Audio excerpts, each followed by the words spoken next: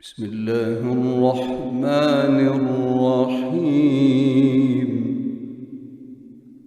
تبارك الذي نزل الفرقان على عبده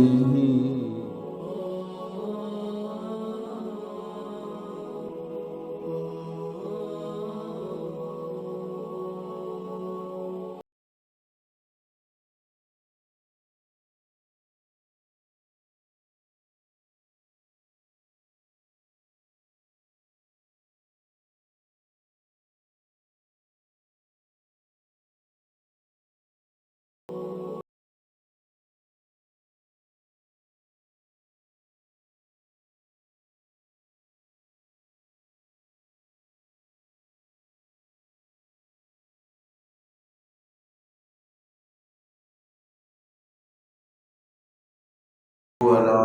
حلوه بعد علمه وسبحانه على عفوه بعد قدرته أشهد أن لا إله إلا الله وحده لا شريك له وأشهد أن سيدنا ومولانا محمدا عبده ورسوله أما بعد أعوذ بالله من الشيطان الرجيم بسم الله الرحمن الرحيم واتبعوا ما تتلو الشياطين على ملك سليمان وما كفر سليمان ولكن الشياطين كفروا يعلمون الناس السحر وما أنزل على الملكين ببابل هاروت وماروت وما يعلمان من أحد حتى يقولا إنما نحن فتنة فلا تكفر ويتعلمون منهما ما يفرقون به بين المرء وزوجه وما هم بضارين به من أحد إلا بإذن الله يتعلمون ما يضر ولا ينفع ولقد علموا لمن اشتراه وما له في الآخرة من خلاق ولبئس ما شروا به أنفسهم لو كانوا يعلمون ولو أنهم آمنوا واتقوا لمثوبة من عند الله خير لو كانوا يعلمون. محترم حاضرین اور قابل قدر سامعین، سورۃ البقرہ کی جو آیات مبارکہ تلاوت کی ہیں،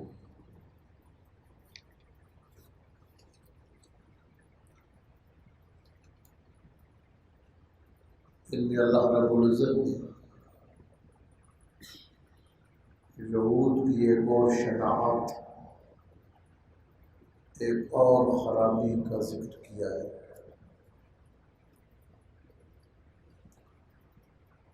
یہودی کہتے تھے کہ جب جناب محمد رسول اللہ صلی اللہ علیہ وسلم سابق انبیاء کرام انبیاء سابقین کا ذکر کرتے ہیں،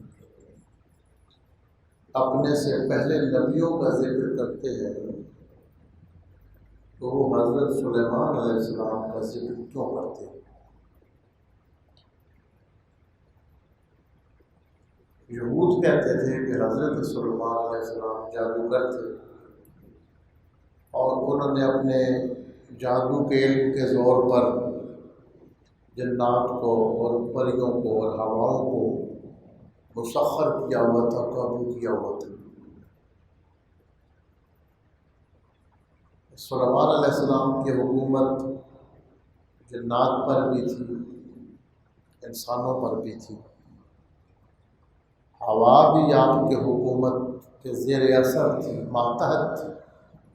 جہاں پہ جانا چاہتے ہوا آپ کے تخت کو اٹھا کر وہاں لے جاتے۔ یہود کہتے تھے، یہودیوں کا یہ دعویٰ تھا، اور حضرت سلیمان علیہ السلام پر الزام تھا کہ آپ جادو جانتے تھے، اور نعوذ باللہ آپ جادوگر تھے، ساحر تھے۔ تو اللہ رب العزت کا ایک انداز ہے قرآن حکیم میں جو یہاں سے شروع ہوتا ہے کہ جب نبیوں پر کوئی اعتراض رہا ہو، نبیوں پر اعتراض ہو رہا ہو، نبی کی کوئی تنقیص کرے اور نبی کی شان میں کوئی نقص نکالے، تو اللہ رب العزت خود اپنے نبی کی طرف سے جواب دیتا ہے۔ یہ سلسلہ یہاں سے شروع ہوتا ہے۔ حضرت یوسف علیہ السلام کے ذکر میں آتا ہے، حضرت ابراہیم علیہ السلام، حضرت موسیٰ علیہ السلام، یہاں تک کہ جب جناب محمد رسول اللہ صلی اللہ علیہ وسلم خاتم النبیین اور سید الاولین والآخرین کی جب بات آتی ہے، اور کفار جب اعتراض کرتے ہیں، تو سورہ ضحیٰ میں اللہ پاک قسم فرما کر حضور پاک کو ان الزام سے بری قرار دیتے ہیں۔ ایسے ہی ہر وہ بات، ہر وہ اعتراض، چاہے وہ بالواسطہ یا بلا واسطہ ہو، نبی کی ذات جس سے متصر ہو رہی ہو، وہ اللہ رب العزت خود اپنے نبی کا دفاع کرتا ہے۔ جیسے کہ سورہ نور میں ہے، ام المؤمنین صدیقہ کائنات حضرت عائشہ صدیقہ رضی اللہ تعالیٰ عنہ پر جب ایک گھناؤنا الزام لگا، بہت برا الزام لگا، تو آپ صلی اللہ علیہ وآلہ وسلم خاموش رہے۔ تو خالق کائنات نے سورہ نور میں آیتوں پر آیتیں اتاری اور سیدہ عائشہ کی پاکیزگی کو بیان کر رہا ہے۔ یہودی حضرت سیدنا سلیمان علیہ نبینا وعلیہ الصلاۃ والسلام کو جادوگر کہتے تھے، تو اللہ نے فرمایا وَاتَّبَعُوا مَا تَتْلُو الشَّيَاطِينُ عَلَىٰ مُلْكِ سُلَيْمَانَ،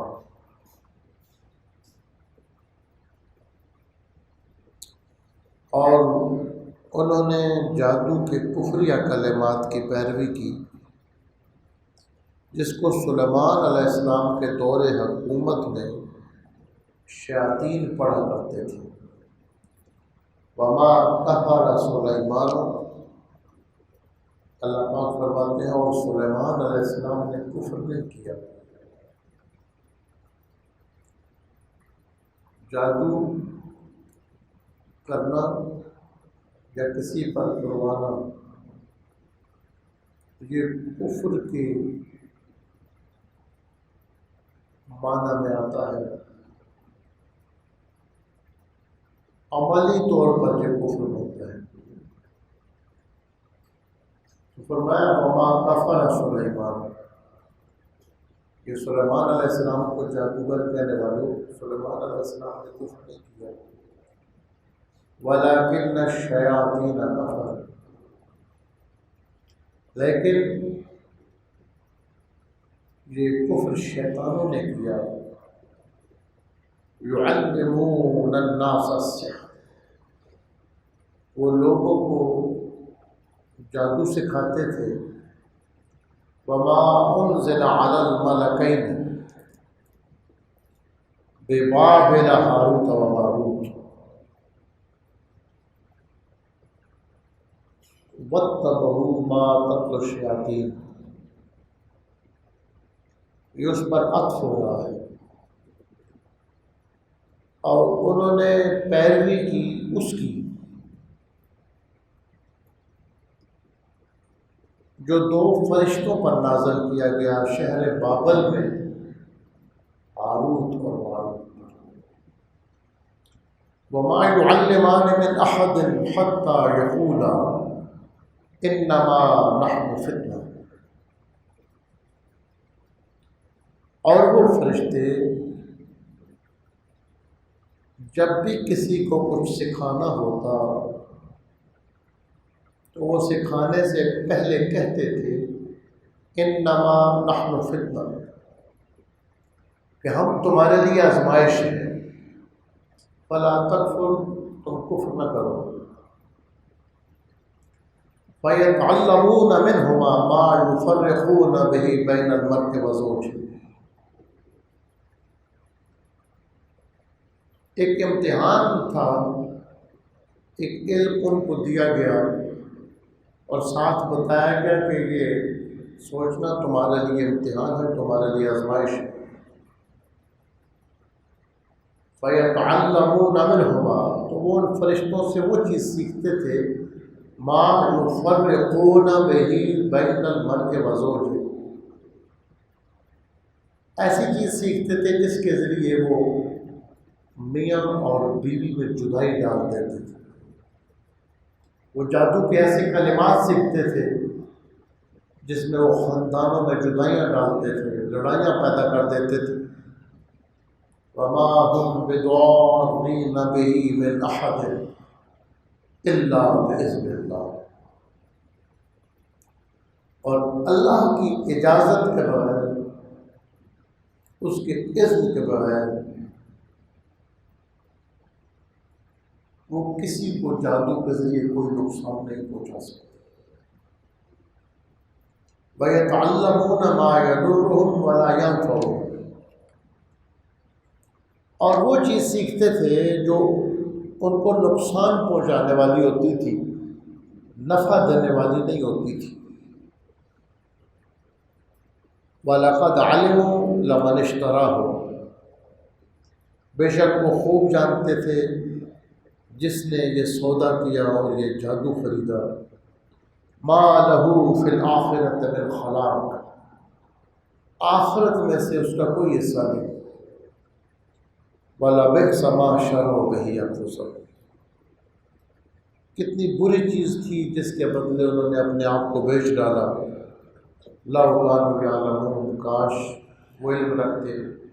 کاش وہ یہ جانتے۔ وَلَوْ أَنَّهُمْ آمَنُوا وَاتَّقَوْا، اتنے بڑے نافرمانوں کے لیے بھی فرمایا وَلَوْ أَنَّهُمْ آمَنُوا، اگر وہ ایمان لے آتے دل سے، وَاتَّقَوْا، اور تقوی اختیار کرتے، لَمَثُوبَةٌ مِّنْ عِندِ اللَّهِ خَيْرٌ، اللہ کے پاس سے بہت بہتر ثواب انہیں مل جاتا۔ اگر وہ توبہ کرتے اور ایمان لے آتے اور اللہ سے معافی مانگتے، لَوْ كَانُوا يَعْلَمُونَ، کاش وہ اس چیز کو جانتے۔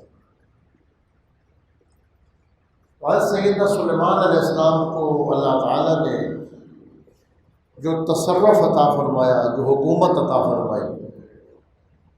وَلِسُلَيْمَانَ الرِّيحَ عَاصِفَةً تَجْرِي بِأَمْرِهِ، سورہ انبیاء میں فرمایا کہ ہم نے حضرت سلیمان علیہ السلام کے لیے تیز ہواؤں کو مسخر کر دیا، ہواؤں کو سلیمان علیہ السلام کے قابو میں دے دیا، کہ ہوائیں سلیمان علیہ السلام کی سواری کا رخ نہیں موڑ سکتی تھی، جدھر جدھر سلیمان علیہ السلام کا حکم ہوتا ہوائیں ادھر چلتی تھی۔ وَلِسُلَيْمَانَ الرِّيحَ، ہم نے سلیمان علیہ السلام کے لیے ہواؤں کو مسخر کیا، ہواؤں کو ان کے تابع کیا۔ تجری بِأَمْرِهِ، یہ بِأَمْرِهِ میں جو ضمیر ہے اس کا مرجع حضرت سلیمان علیہ السلام۔ تجری بِأَمْرِهِ، جناب سلیمان علیہ السلام کے امر کے ساتھ ہوا چلتی تھی۔ إِلَى الْأَرْضِ الَّتِي بَارَكْنَا فِيهَا، برکت والی ایک زمین کی طرف جس کو ہم نے بابرکت بنایا۔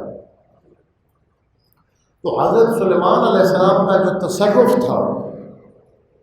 اس کو اللہ رب العزت کتاب حکمت میں بیان فرماتے ہیں۔ معتزلہ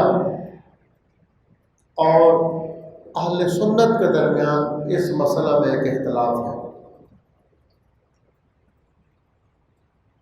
اور اس کا تعلق نبیوں کے معجزات کے ساتھ ہے۔ معتزلہ کرامت کا انکار کرتے ہیں، معجزوں کو مانتے ہیں، لیکن معجزے کے بارے میں معتزلہ یہ کہتے ہیں کہ اس میں نبی کے ارادے کو، اس کے اختیار کو کوئی دخل نہیں ہوتا، اتفاقی ہو جاتا ہے کہ جب ضرورت پڑتی ہے تو اتفاقی طور پر معجزے ہو جاتے ہیں، اس میں ارادہ کام نہیں کرتا، نبی کی چاہت نہیں ہوتی۔ جبکہ اہل سنت چاہے اشعری ہو یا ماتریدی، ان کا نظریہ یہ ہے کہ اللہ تعالیٰ نبیوں کو معجزے کا اختیار دیتا ہے، اللہ نے ایک طاقت دی ہوتی ہے، جب وہ چاہتے ہیں اس کو استعمال کرتے ہیں۔ اور اس پر قرآن مجید کی آیت ہے کہ ایسا نہیں تھا کہ اتفاقی طور پر سلیمان علیہ السلام کا تخت اڑتا تھا اور ہوا لے جاتی تھی۔ اللہ فرماتا ہے تجری بامرہ ہی، جدھر جدھر سلیمان علیہ السلام حکم کرتے تھے ہوا ادھر ہی چلتی تھی۔ سلیمان علیہ السلام کو اللہ نے ہوا پر تصرف دیا، ہوا کو ان کے مسخر کیا۔ تو انبیاء کرام کو اللہ تعالیٰ نے معجزے کی طاقت دی ہوتی ہے کہ جس وقت وہ چاہتے ہیں، مناسب سمجھتے ہیں، تو اس معجزے کو استعمال کرتے ہیں۔ اور صحیح حدیث میں آیا ہے، حضور پاک صلی اللہ علیہ وسلم کا فخر اختیاری تھا کہ آپ صلی اللہ علیہ وسلم نے دنیا کو پسند نہیں کیا، دنیا کے مال و دولت سے دل نہیں لگایا، تو فخر اختیاری تھا۔ اتنا احادیث مبارکہ میں بیان ہوا ہے کہ آپ صلی اللہ تعالیٰ علیہ وسلم کو عرض کیا گیا کہ اللہ کے رسول صلی اللہ علیہ وسلم اللہ سے اتنا تو مانگیں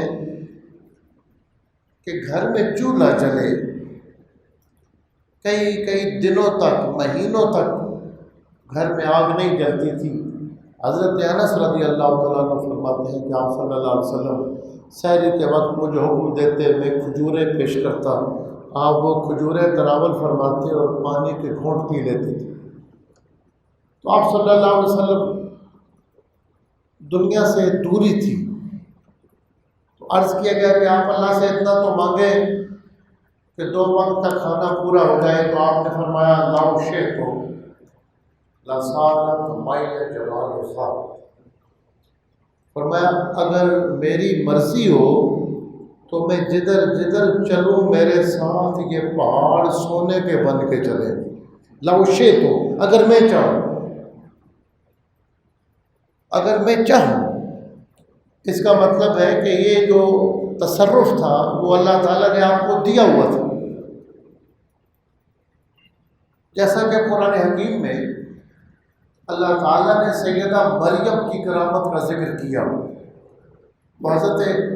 عیسیٰ ابن مریم، جناب سیدنا عیسیٰ علیہ السلام کلمۃ اللہ روح اللہ کی والدہ ماجدہ ہے،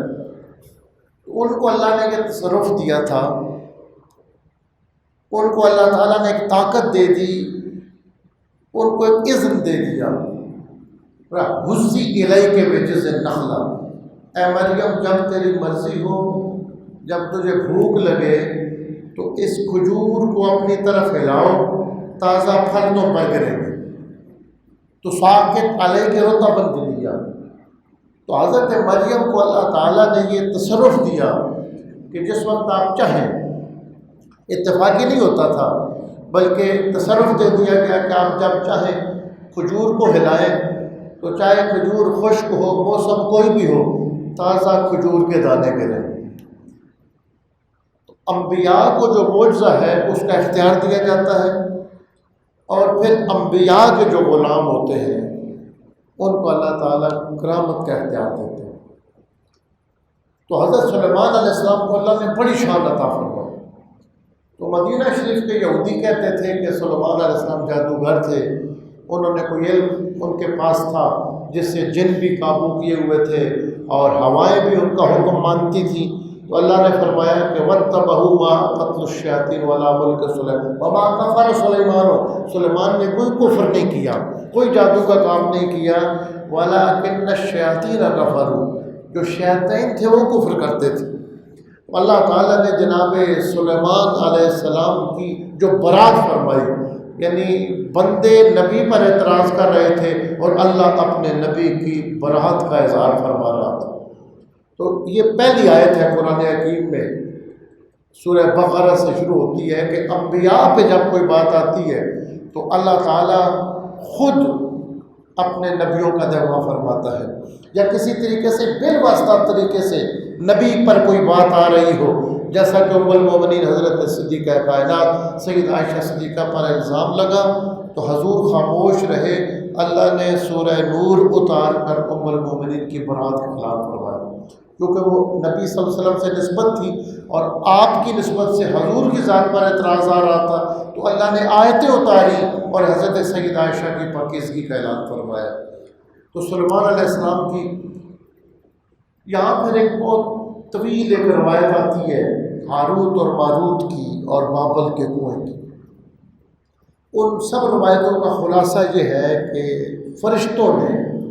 جو روایتیں تفسیر طبری میں آئی ہیں اور اس کے بعد دیگر مفسرین نے لکھی ہیں، 25 سے زیادہ مختلف طریقوں کے ساتھ یہ روایتیں۔ ہمارا مقصد یہاں نہ تو ان روایتوں کی پوری تصدیق کرنا ہے اور نہ ہی ان کی تدحیف کرنے والوں یا ان کو من گھڑت کہنے والوں کی مذمت کرنا ہے، صرف ایک حقیقت آپ کے سامنے رکھنا چاہتے ہیں کہ فرشتوں نے جو روایات میں بیان ہوا ہے کہ اللہ تعالیٰ سے بیان کیا کہ انسان دنیا میں فساد کرتے ہیں، گناہ کرتے ہیں، تو اللہ تعالیٰ نے ان کو آزمائش میں ڈالا، اور انسان کے اندر جو قوت شہوت ہے اور قوت غضب ہے، قوت غضبیہ اور قوت شہویہ، یہ دو فرشتوں کو دیکھ کر جو عبادت گزار تھے انہیں شہر بابل میں اتارا، عراق کا ایک شہر تھا، وہ آ کر زمین پہ رہنے لگے۔ آہستہ آہستہ وہ ایک عورت پر دیوانے ہو گئے اور پھر شراب پینا اور گناہ تک وہ آگے چلے گئے۔ تو پھر ان دونوں فرشتوں کو ایک کنویں کے اندر سزا کے طور پر ڈالا گیا، اور روایات میں یہ آتا ہے کہ قیامت آنے تک وہ دنیا کی سزا میں رہیں گے۔ ان کو بتایا گیا کہ دنیا کی سزا قبول کرتے ہو یا آخرت کی، تو وہ سمجھتے تھے کہ آخرت کا تو ختم ہونے والا نہیں ہے، کہ دنیا کا عذاب تو ایک دن ختم ہو جائے گا، تو انہوں نے اپنے لیے دنیا کے عذاب کو پسند۔ حضرت شاہ عبدالعزیز صاحب محدث دہلوی رحمۃ اللہ علیہ لکھتے ہیں کہ جتنی کثرت کے ساتھ یہ روایات آتی ہیں، قصہ چاہے کچھ بھی ہو لیکن اس کی کچھ نہ کچھ حقیقت ضرور ہے، یعنی 25 طرق کے ساتھ مختلف جگہوں پر یہ روایت آئی ہے۔ ضروری نہیں ہے کہ اس آیت کی تفسیر اس روایت کے بغیر نہیں ہو سکتی ہو، لیکن یکسر ایک مرتبہ جنبش قلم کے ساتھ اتنی روایات کا انکار کر دینا یہ بھی بعید از انصاف ہے، یہ مناسب نہیں ہے۔ لہٰذا کچھ تعویلات جو حضرت شاہ عبدالعزیز صاحب مدثر رحمۃ اللہ علیہ نے کی ہیں، اور حضرت امام راضی اور بڑے بڑے لوگوں نے ان پر جو تحفظات کا اظہار کیا تھا، ان کا جواب دیا ہے کہ یہ روایت کہیں نہ کہیں اس کا کوئی نہ کوئی اصل ضرور ہے، چاہے تفصیل اس کی کچھ بھی ہو، اور زیادہ تفصیلات اس کی اگر قابل تسلیم نہ بھی ہو تو ان روایات کی کوئی نہ کوئی ایک حقیقت بن جاتی ہے۔ اب رہ گیا کہ یہ جادو کیا ہوتا ہے، تو ایک سبب خفیف کو، سبب سے خفیہ سبب کو استعمال کر کے لوگوں کو اذیت دینے کے لیے یہ جو فعل کیا جاتا ہے اس کو جادو کہا جاتا ہے، اور شریعت اسلامیہ میں وہ گناہ جن کی معافی نہیں ہے، جن کو کبیرہ گناہ کہا جاتا ہے، ان میں ایک حدیث مبارکہ میں جو اکٹھے ساتھ بیان ہوئے ہیں ان میں یہ جادو کرنا بھی ہے۔ اور جو صحابہ کرام ہیں اور تابعین ہیں ان کا اس بات پر اتفاق تھا کہ جو بندہ ثابت ہو جائے کہ جادو کرتا ہے تو اس کی سزا وہ قتل قرار دیتے تھے۔ ایک حضور صلی اللہ علیہ وسلم کے گستاخ کی سزا اور دوسری جادوگر کی سزا۔ تو یہ خفیہ سبب کے ساتھ لوگوں کو اذیت اور تکلیف دینے کے لیے جو عمل کیا جاتا ہے اور اس کا جو سبب ہوتا ہے وہ خفی ہوتا ہے، وہ عام لوگوں کے علم کے اندر نہیں ہوتا، اس عمل کو جو سحر کہا جاتا ہے، اس کے ذریعے کسی چیز کی حقیقت بدل سکتی ہے یا نہیں بدل سکتی، اس میں اہل علم کا اختلاف ہے۔ علماء کا ایک طبقہ یہ کہتا ہے کہ کسی چیز کی حقیقت بھی بدل سکتی ہے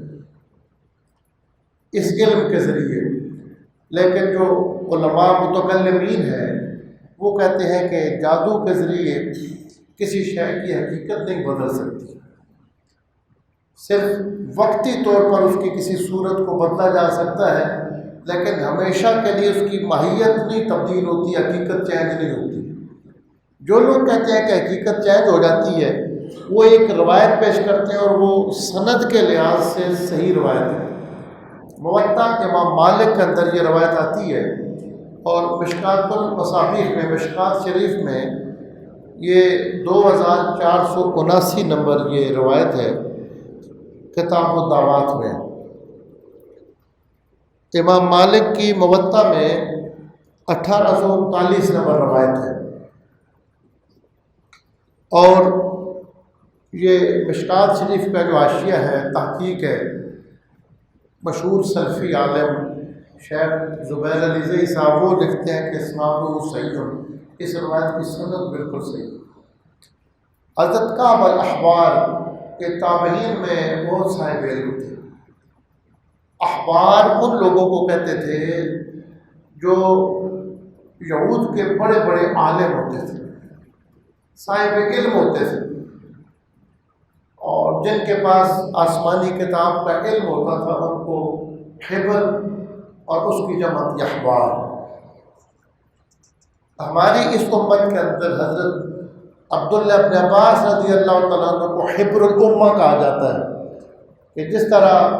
یہ لوگ پہلے آسمانی کتابوں کا علم بہت زیادہ رکھتے تھے، سرکار کے صحابہ میں حضرت عبداللہ ابن عباس قرآن کا علم بہت زیادہ رکھتے تھے۔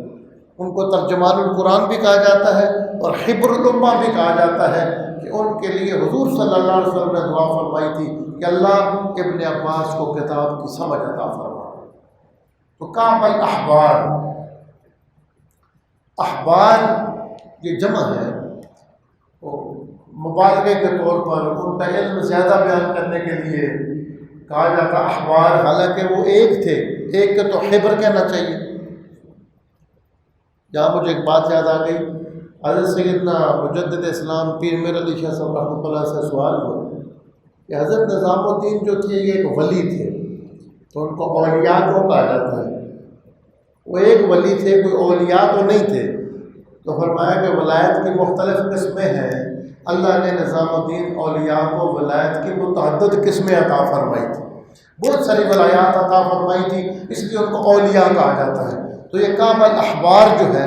یہ آسمانی کتابوں کا علم زیادہ رکھتے تھے، خصوصاً تورات کا علم زیادہ رکھتے تھے۔ جب یہ اسلام قبول کر گئے تو یہودی ان کے دشمن ہو گئے۔ تو حضرت کعب الاحبار فرماتے تھے لولا کلمات اقولہن، یہ صحیح سند کے ساتھ موطا امام مالک کی روایت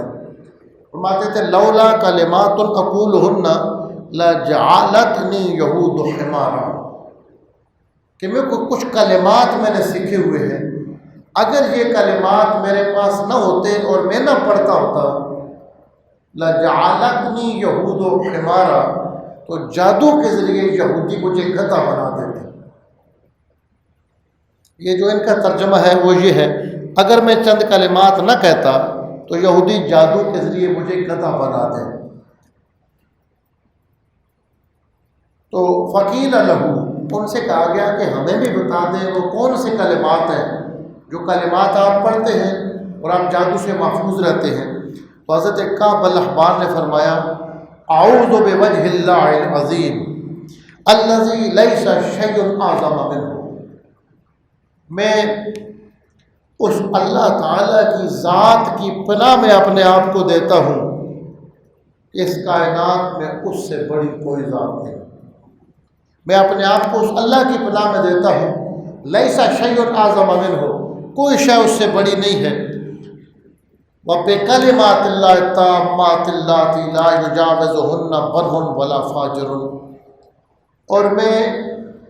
اللہ تعالیٰ کے ان عظیم کلمات کی پناہ حاصل کرتا ہوں جن کلمات سے نہ کوئی نیک آگے بڑھ سکتا ہے نہ کوئی بدکار آگے بڑھ سکتا ہے۔ وہ اتنی مضبوط دیوار ہے کہ اس سے کوئی گزر کے آگے نہیں جا سکتا۔ وہ اللہ کے کلمات کی پناہ میں اپنے آپ کو میں دیتا ہوں۔ وَبِأَسْمَاءِ اللَّهِ الْحُسْنَى مَا عَلِمْتُ مِنْهَا وَمَا لَمْ أَعْلَمْ، اور میں اللہ تعالیٰ کے اسماء حسنہ ان اچھے ناموں کی پناہ میں اپنے آپ کو دیتا ہوں جو نام میں جانتا ہوں یا جو میرے علم میں نہیں ہے۔ تو کہتے ہیں کہ تین چیز، ایک میں اللہ کی ذات کی پناہ میں آتا ہوں، دوسرا ان کے اللہ کے ناموں کی پناہ لیتا ہوں، تیسرا اللہ کے کلمات کی پناہ لیتا ہوں۔ من شر ما خلق و برأ و ذرا، ہر اس چیز کے شر سے جو اس نے پیدا کی ہے، جو پھیلائی ہے اور جو اس نے مناسب بنائی۔ تو کہتے ہیں یہ کلمات جب میں پڑھتا ہوں، اعوذ بوجہ اللہ العظیم الذی لیس شیء اعظم منہ وبکلمات اللہ التامات اللتی لا یجاوزہن بر ولا فاجر وباسماء اللہ الحسنى کلھا ما علمت منها وما لم اعلم من شر ما خلق وبرأ وذرا۔ میں اللہ کی اس ذات کی پناہ میں اپنے آپ کو دے رہا ہوں، میں اس ذات کی پناہ لے رہا ہوں جس سے بڑی کوئی ذات نہیں ہے، اور میں اس کے کلمات کی پناہ لیتا ہوں، ایسے کلمات جن کو کوئی کراس نہیں کر سکتا، اور میں اللہ کے ان ناموں کی پناہ میں آتا ہوں جو نام میں جانتا ہوں یا نہیں جانتا، ہر اس چیز کے شر سے جو اس نے پیدا کی ہے، جو اس نے پھیلائی ہے، یا جس کو مناسب طریقے سے زمین میں اس نے بکھیر دیا ہے۔ تو یہ تین قسم کے کلمات پناہ کے وہ لیتے تھے، فرماتے تھے ان کلمات کی وجہ سے اللہ نے مجھے یہودیوں کے جادو سے محفوظ رکھا ہوا ہے۔ اس طرح کی ایک اور صحیح حدیث ہے کہ حضور نبی کریم علیہ السلام ایک مرتبہ سفر فرما رہے تھے، تو آگے ایک بہت بڑا شیطان تھا اور وہ آپ صلی اللہ علیہ وسلم کو تکلیف پہنچانا چاہتا تھا۔ تو اللہ تعالیٰ نے جناب جبریل علیہ السلام کو بھیجا، اور جبریل امین نے آپ صلی اللہ علیہ وسلم کو کلمات بتائے، اعوذ بکلمات اللہ التامات اللتی لا یجاوزہن بر ولا فاجر من شر ما خلق وذرأ وبرأ ومن شر ما ينزل من السماء ومن شر ما يعرج فيها ومن شر ما ذرأ في الأرض ومن شر ما يخرج منها ومن فتن الليل والنهار ومن شر كل طارق إلا طارق يطرق بخير یا رحمان۔ تو حضرت یہ صحیح حدیث ہے مسند امام احمد بن حنبل کی کہ حضور صلی اللہ علیہ وسلم فرماتے ہیں کہ جبریل میرے سامنے آئے اور انہوں نے کہا کہ اللہ فرماتا ہے آپ یہ کلمات پڑھیں، کہ میں اس اللہ کی ان کلمات کی پناہ میں اپنے آپ کو دیتا ہوں جن کو کوئی کراس نہیں کر سکتا، نہ نیک بندہ نہ گنہگار بندہ اللہ کے ان کلمات سے بڑھ کے گزر نہیں سکتا۔ من شر ما خلق و برأ و ذرا، اور اس چیز کے شر سے جو اس نے پیدا کیا ہے، جس کو پھیلایا ہے، جس کو زمین میں بکھیرا ہے، ومن شر ما ينزل من السماء، اور اس چیز کے شر سے جو بلندی سے اترتی ہے، اوپر سے اترتی ہے، وما يخرج منها، اور جو زمین سے اوپر نکلتی ہے، ومن شر ما ذرأ في الارض، اور جو زمین کے اندر پھیلتی ہے، ومن شر كل طارق الا طارق يطرق بخير یا رحمان، رات اور دن کے شر سے اور ہر پچھلی رات کے وقت آنے والی چیز کے شر سے، سوائے اس چیز کے جو خیر کے ساتھ آئے، ہر شر سے میں اللہ کی پناہ میں آتا ہوں۔ جب حضور صلی اللہ علیہ وسلم یہ کلمات پڑھے تو وہ جو شیطان اوندا منہ گر گیا اور اللہ نے اس کے شر سے آپ کو محفوظ رکھا۔ جو لوگ یہ کہتے ہیں کہ ماہیت اس علم کے ذریعے چینج ہو سکتی ہے، وہ یہ پیش کرتے ہیں کہ حضرت کعب الاحبار نے کہا کہ وہ اگر مجھے گدھا بنا دیتے، لیکن جو متکلمین ہیں وہ یہ کہتے ہیں کہ یہ ایک محاورہ استعمال ہوا ہے گدھا بنانے کا مطلب یہ ہے کہ وہ مجھے ایسا کچھ کر دیتے کہ میں پاگل ہو جاتا، میں بیوقوف ہو جاتا، مجھے کسی بات کی سمجھ نہ آتی۔ تو اس طرح کے اثرات تو ہو سکتے ہیں، لیکن یہ نہیں ہے کہ بندے کی شکل چینج ہو جائے اور بندے کی ماہیت چینج ہو جائے۔ اور قرآن مجید میں اللہ رب العزت نے جہاں حضرت موسیٰ علیہ السلام کا ذکر کیا وہاں الفاظ ہیں وَسَحَرُوا أَعْيُنَ النَّاسِ، کہ ان لوگوں نے جو نظر بندی کر دی تھی ان لوگوں کی جو دیکھنے والے تھے، کہ آگے جو ہے شے کی ماہیت چینج نہیں ہوئی، صرف ان کی نظروں کو ایسا کر دیا کہ ان کو دوسری چیزیں نظر آنے لگیں۔ تو سحروا اعین الناس سے یہ پتہ چلتا ہے کہ ماہیت جو کسی شے کی چینج نہیں ہوتی، وقتی طور پر جو دیکھنے والا ہے اس کی نگاہ پر ایسے اثرات ہو جاتے ہیں کہ شے کی حقیقت بدلتی ہوئی نظر آتی ہے۔ بہرحال اہل علم کے اندر یہ ایک اختلافی مسئلہ ہے، اس پر تقریباً پوری امت کا اتفاق ہے کہ قرآن مجید کی آخری 2 صورتیں اللہ تبارک و تعالیٰ نے اس وقت اتاری جب دشمنوں نے حضور پاک صلی اللہ علیہ وسلم پر جادو کرنے کی کوشش کی۔ اب آپ صلی اللہ علیہ وسلم پر جو یہ واقعہ ہوا اس میں اہل علم کا پھر اختلاف ہے۔ امام ابو بکر جساس، امام رازی، یہ لوگ ان روایتوں کو نہیں مانتے، لیکن اتنی زیادہ روایات ہیں کہ ان کا انکار کرنا بھی بہت مشکل ہے۔ صرف سیاہ ستہ کے اندر اتنی روایات ہیں اور اتنے طرق کے ساتھ ہیں کہ ان کا انکار نہیں کیا جا سکتا۔ حضرت قاضی ایاز مالکی رحمہ اللہ نے کتاب الشفاء کے اندر یہ بات لکھی ہے کہ امت کی تعلیم کے لیے اللہ رب العزت نے نبی پاک علیہ السلام کو اس مرحلے سے گزارا، اور جو کچھ وہ واقعہ ہوا تھا، جو کچھ عمل ہوا تھا، اس سے آپ کا جو کار نبوت تھا وہ کسی طرح بھی متاثر نہیں ہوتا تھا۔ جو وحی الہی تھی وہ کام کسی طرح بھی متاثر نہیں ہوا، لیکن ظاہری طور پر جسم مبارک پر کچھ نہ کچھ اثرات ایسے آئے، اور ان روایات کا انکار کرنا بہت مشکل ہے۔ اتنی زیادہ روایات ہیں، اتنی کثرت کے ساتھ ہیں کہ ان کا انکار نہیں کیا جا سکتا۔ یعنی یہ اصل کوئی نہ کوئی واقعہ ایسا ہوا ہے، لیکن اس کی جو بہت زیادہ تفصیلات بیان کی جاتی ہیں وہ صحیح روایات کے اندر نہیں ہے، وہ ضعیف یا موضوع روایات کے اندر آئی ہے۔ روایات کے اندر اتنا ہے کہ نبی کریم علیہ السلام کے ظاہری وجود مبارک پر کچھ نہ کچھ اس کے اثرات ہوئے، اور اللہ تعالیٰ نے پھر حفاظت کے لیے اور کلمات پناہ کے لیے آخری 2 صورتیں سورہ فلق اور سورہ ناس کو اتارا۔ اور اس سے پہلے آپ صلی اللہ علیہ وسلم متعدد کلمات پڑھتے تھے، اور جب یہ صورتیں اتر گئیں تو آپ صلی اللہ علیہ وسلم نے ان کو پڑھنا شروع کر دیا،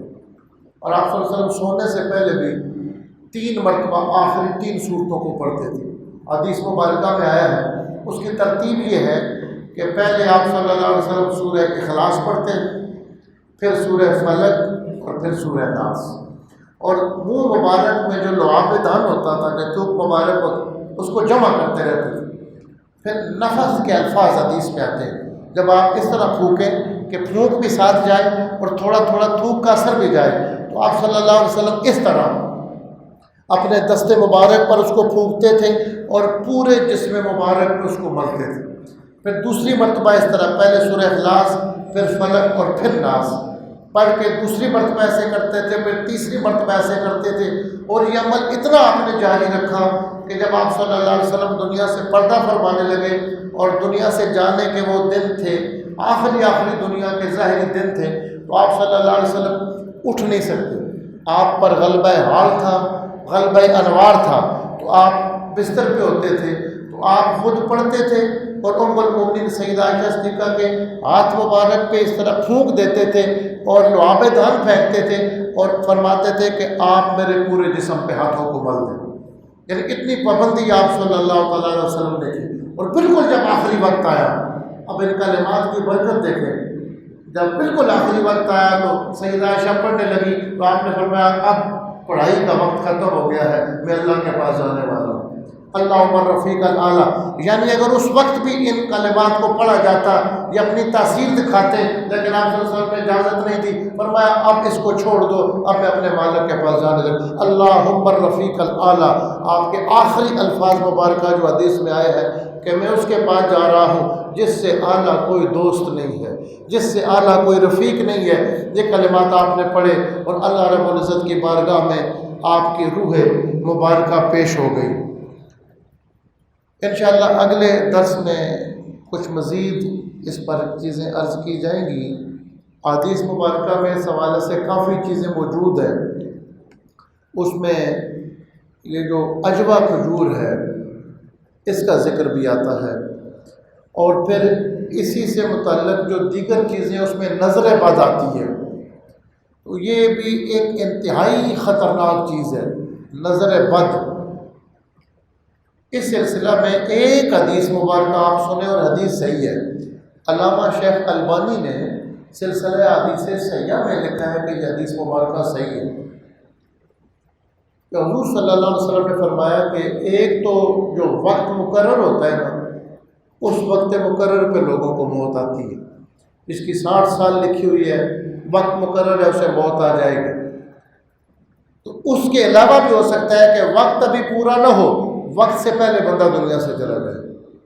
ایسا بھی ہو سکتا ہے۔ ایسا بھی ہو سکتا ہے کہ 60 سال عمر تھی، وقت پورا ہو جائے اور اللہ اسے 70 سال عطا فرمائے۔ یعنی یہ جو وقت ہے یہ پہلے بھی ہو سکتا ہے، بعد بھی ہو سکتا ہے۔ عام طور پر لوگ مشہور ایک آیت پڑھتے ہیں، لا یستاخرون ساعۃ ولا یستقدمون، اور اس کا مفہوم یہ بیان کرتے ہیں کہ موت کا وقت آگے پیچھے نہیں ہو سکتا، حالانکہ اس آیت کا یہ ترجمہ ہی نہیں ہے۔ اس آیت میں یہ بتایا گیا کہ موت کا وقت آ جائے، بندہ خود آگے پیچھے نہیں ہو سکتا، موت سے نہیں بھاگ سکتا، اور اللہ چاہے تو کسی کو 150 سال عمر عطا فرما دے، جس کی 150 سال ہو اس کی 50 سال کر دے، اللہ عمر کو بڑھا بھی سکتا ہے اور گھٹا بھی سکتا ہے۔ یہ مسئلہ پہلے بھی آپ کے سامنے بیان کیا ہے کہ بندہ خود موت کا وقت آ جائے تو بندہ آگے پیچھے نہیں ہو سکتا، لیکن اللہ تعالیٰ چاہے تو کسی کی عمر کو زیادہ کر دے، چاہے تو کسی کی عمر کو کم کر دے۔ حدیث پاک میں آتا ہے کہ صلہ رحمی جو ہے، جو رحم کے رشتے ہیں اور خون کے رشتے ہیں، ان کی پاسداری کرنے والے کی عمر کو اللہ بڑھا دیتا ہے۔ اور جو مفسرین ہیں، محققین ہیں، وہ اس بات پر متفق ہیں کہ یہ جو حدیث مبارکہ اپنے ظاہر پر ہے، یہ نہیں ہے کہ 50 سال عمر ہے اور برکت ایسی ہو جائے گی کہ وہ 100 سال کا کام کر لے گا، نہیں، بڑھانے کا مطلب یہ ہے کہ اللہ اس کی زندگی کے دن بڑھا دیتا ہے۔ اور اس پر کئی احادیث مبارکہ شاہد ہیں، اور قرآن مجید کے اندر اس کی گواہیاں موجود ہیں، حدیث مبارکہ کے اندر اس کی گواہیاں موجود ہیں۔ تو یہ حدیث مبارکہ حضور صلی اللہ علیہ وسلم نے فرمایا کہ ایک تو تقدیر ہے نا، کہ اتنی بندے کی تقدیر، اتنی موت ہے، فرمایا تقدیر کے بعد میری امت کے اکثر لوگوں کی موت نظر بد کے ساتھ ہوگی۔ نظر لگ جائے گی تو وقت سے پہلے بندہ مر جائے گا، ابھی وقت اس کا تھا لیکن نظر لگ گئی تو 60 کے بجائے 50 سال کی عمر میں بندہ دنیا سے چلا گیا۔ اتنی خطرناک چیز ہے، اور یہ ایسی ہے کہ نبیوں کو بھی یہ نظر لگ سکتی ہے۔ بخاری میں، ابو داؤد شریف میں حدیث ہے کہ حضور صلی اللہ علیہ وسلم نے امام حسن اور امام حسین ان دونوں کو دم فرمایا، اور فرمایا یہ وہ دم ہے جو حضرت ابراہیم علیہ السلام جناب حضرت اسحاق اور اسماعیل علیہ السلام پہ کیا کرتے تھے۔ تو یہ نظر بد بھی ایک حقیقت ہے، اس کا تعلق بھی انہی امور خفیہ کے ساتھ ہے جس کا ذکر ابھی ان آیات کے اندر ہوا ہے۔ انشاءاللہ آئندہ درس میں اس پر کچھ چیزیں عرض کی جائیں گی۔ وآخر دعوانا الحمدللہ رب العالمین۔